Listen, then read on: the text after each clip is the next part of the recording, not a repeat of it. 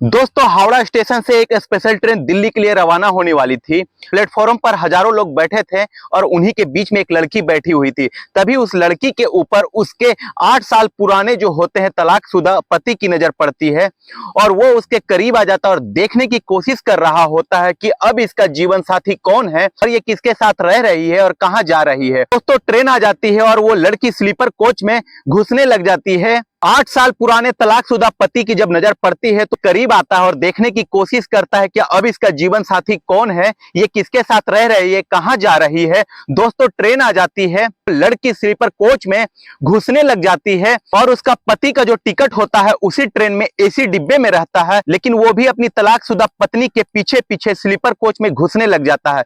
तो युवक अपने तलाकशुदा पत्नी की ही सीट पर बैठने की कोशिश करता है ताकि आज की रात का जो सफर है इसके साथ मैं काट सकूं। दोस्तों, ये दिल को छू लेने वाली बहुत ही इंटरेस्टिंग कहानी है, लेकिन वीडियो में आगे बढ़ने से पहले आपसे रिक्वेस्ट है कि आप हमारे चैनल को लाइक शेयर सब्सक्राइब कर दें ताकि मेरा हौसला बढ़ता रहे। दोस्तों, उस लड़की का नाम होता है पूजा और उस लड़के का नाम होता है प्रदीप। दोस्तों, दोनों की शादी 10 साल पहले हुई थी, लेकिन शादी के 2 ही साल बाद यानी 8 साल पहले इन दोनों का तलाक हो जाता है। दोस्तों, ट्रेन चल पड़ती है। जो पूजा थी वो स्लीपर कोच में जाकर के बैठने लगती है तो उसके पीछे पीछे उसका तलाकशुदा जो पति होता है वो भी उसी कोच में जाकर के घुस जाता है, उसी डिब्बा में घुस जाता है। हालांकि उसका जो टिकट है वो एसी डिब्बे का रहता है, लेकिन वो अपनी पत्नी को देखता है, बहुत उदास बैठी रहती है और वही खूबसूरती, वही सुंदरता जो है सोचता है कि 8 साल बाद मिले ही है तो किसी न किसी बहाने से इसके पास बैठा जाए, इससे कुछ बातें किया जाए। तो दोस्तों, जो पूजा होती है वो डब्बे के बीच में जाकर के साइड वाले सीट में जाकर के बैठ जाती है, वहीं पर उसका टिकट रहता है। तो वो जाकर के उसके पीछे खड़ा हो जाता है। प्रदीप ये देखने की कोशिश करता है क्या पता इसके दाएं बाएं कोई व्यक्ति हो जो इसके साथ आकर के बैठे,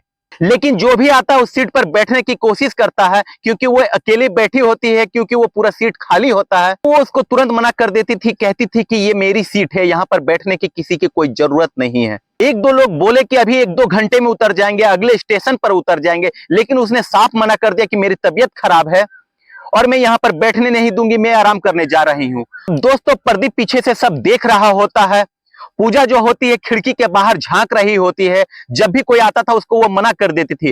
प्रदीप धीरे से जाता है और अपना बैग उसके सामने रख देता है। वो पैर फैला करके बैठी हुई थी और जैसे ही बैग रखता है वो तुरंत बोलती है, यहाँ कहाँ रख रहे हो, ये मेरी सीट है, उतारो इसको यहाँ से, हटाओ यहाँ से। प्रदीप बोलता है, मैडम बस 1 ही 2 घंटे में उतर जाऊंगा, आपका सोने का टाइम नहीं हो रहा है, तब तक मुझे बैठने दीजिए। जब वो आवाज सुनती है तो तुरंत चौंक जाती है और उसकी तरफ देखती है, 10-20 सेकंड देखती है। ये उसका तलाकशुदा पति होता है, वो भी उसको पहचान जाती है और वो अपना पैर समेट लेती है और इशारा करती है, बैठ जाओ।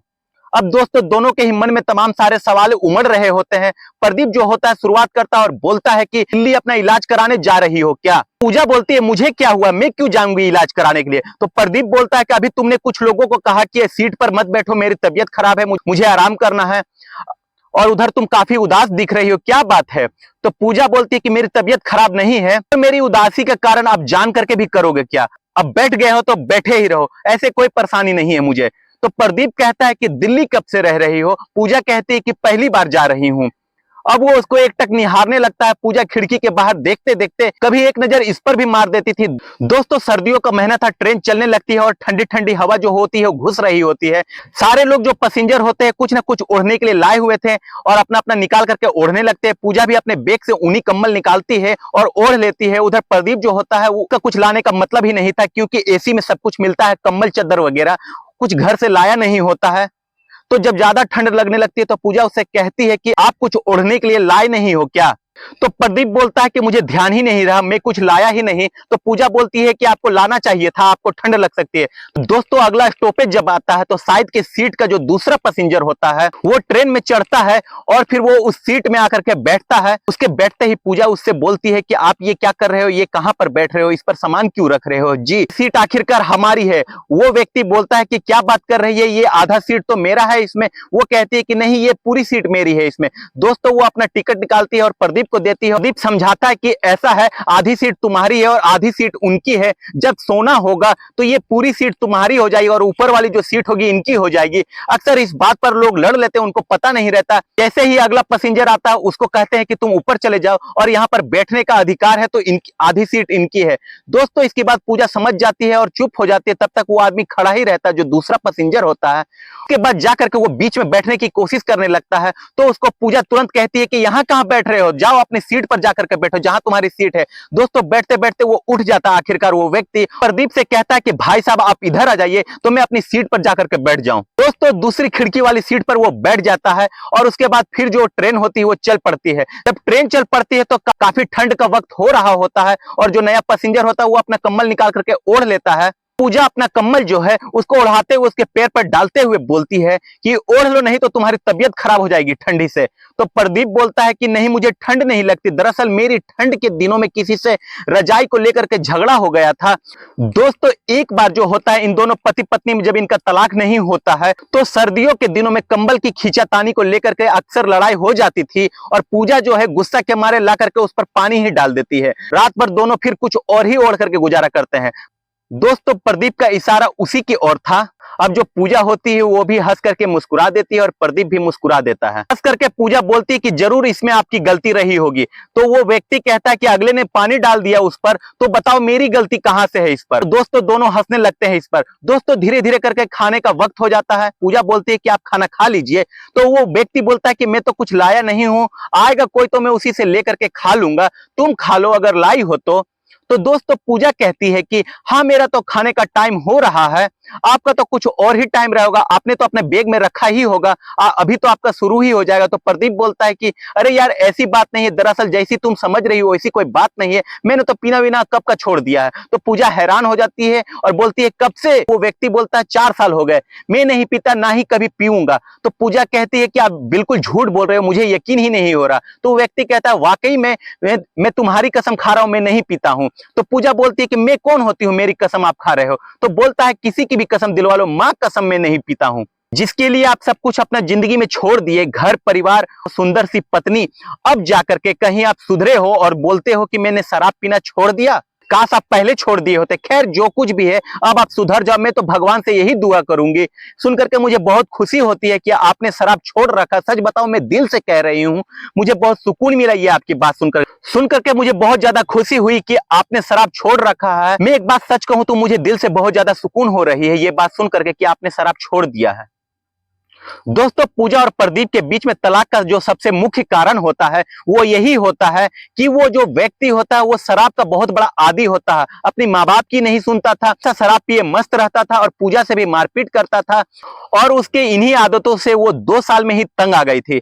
खुद जो उसके सास ससुर थे यानी कि प्रदीप के जो माता पिता होते हैं वो उससे यही कहते थे कि बेटा ये तो देखो सुधरेगा नहीं, अगर तुम अपना कहीं और दूसरा देख लो तो शायद तुम्हारी जिंदगी संवर जाएगी। दोस्तों बहुत समझाया उसको लोगों ने कि वो प्रदीप को बहुत चाहती थी और उसकी यही आदत से वो परेशान हो जाती है। अंत में वो हार मान करके उससे तलाक ले लेती है। फिर पूजा कहती है कि वाकई में मुझे यकीन नहीं हो रहा, मुझे बहुत खुशी हुई। मम्मी पापा कैसे हैं, कि छोटी बहन कैसी है, मुझे उसकी बहुत याद आती है। दोस्तों जो प्रदीप की छोटी बहन होती है अपनी भाभी को बहुत माना करती थी। प्रदीप बोला कि घर में सब ठीक है और जो छोटी बहन है उसकी भी शादी हो गई है 2 साल पहले। फिर उसने बोला कि आपने अपना नहीं किया, तो फिर उसने कहा कि मैंने अपना नहीं किया, गांव में मेरा नाम बहुत खराब हो जाता है और मैं गांव वहां छोड़ करके दिल्ली में रहता हूं, माँ बाप भी वहीं रहते हैं, लेकिन अब पहाड़ जैसी जिंदगी है कट नहीं रही होती है, सोच रहा हूं कि शादी वगैरह कर लूं। तो फिर दोस्तों वो पूजा से पूछता है कि आपने शादी किया कि नहीं अभी तक। तो पूजा कहती है कि मैंने अभी तक तो नहीं किया, मैं दिल्ली इसीलिए जा रही हूं कि मेरी एक फ्रेंड है उसने कहीं रिश्ता लगा रखा है, तो शायद मेरी भी शादी हो जाए महीने 1-2 महीने में।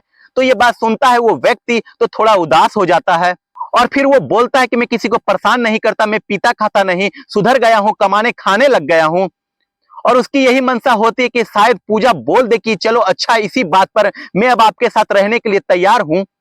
लेकिन पूजा साफ मना कर देती है कि चलो अच्छी बात है, मैं भगवान से यही दुआ करूंगी कि आपको सलामत रखे और आप ऐसे ही अपनी आदत को बनाए रखें। अब आप शादी कर लीजिए, कोई भी आपके साथ खुश रह सकता है और मुझे कोई परेशानी नहीं होगी। तो भगवान से यही दुआ करूंगी कि आपकी शादी जो है वो जल्दी हो जाए।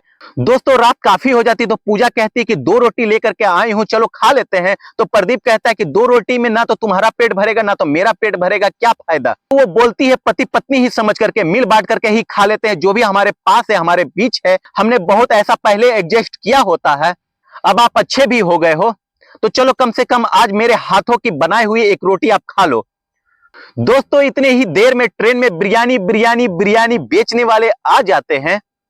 2 बिरयानी लेता है और उसके बाद में वे दोनों खुशी खुशी खाते हैं। और खाने के बाद जो दूसरा पैसेंजर होता है और वो कहता है कि भाई साहब मैं तो जा रहा हूं, ऊपर आप लोग सोइए और कोई मुझे दिक्कत नहीं है। दोस्तों फिर उसके बाद दोनों इधर उधर से सरक करके सो जाते हैं। अब दोनों को नींद नहीं आ रही होती है। उसके ख्याल में ये सुधर चुका होता है और इसके ख्याल में कि मेरी इतनी सुंदर बीवी थी, मुझे छोड़ करके मेरी शराब की वजह से चली जाती है और दूसरी शादी करने जा रही होती है। काश ये मुझे अपना लेती और मैं ऐसी हिम्मत कर पाता इसको कहने के लिए कि मेरे पास आ जाओ फिर से। यही दोनों सोच रहे होते हैं कि आधी रात से ज्यादा का समय बीत जाता है।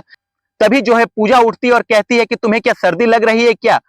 तो वो कहता है कि हाँ सर्दी तो लग रही है, तो क्या करूं फिर। तो पूजा फिर अपने बैग से मफलर निकालती है और फिर उसके कानों में बांध देती है और कहती है कि ठीक है आप सो जाओ आप। दोस्तों सुबह का वक्त हो जाता है, दोनों चाय पीते हैं, नाश्ता करते हैं। दोस्तों ट्रेन जब नई दिल्ली रेलवे स्टेशन पर पहुंच जाती है, दोनों उतर जाते हैं आखिरकार।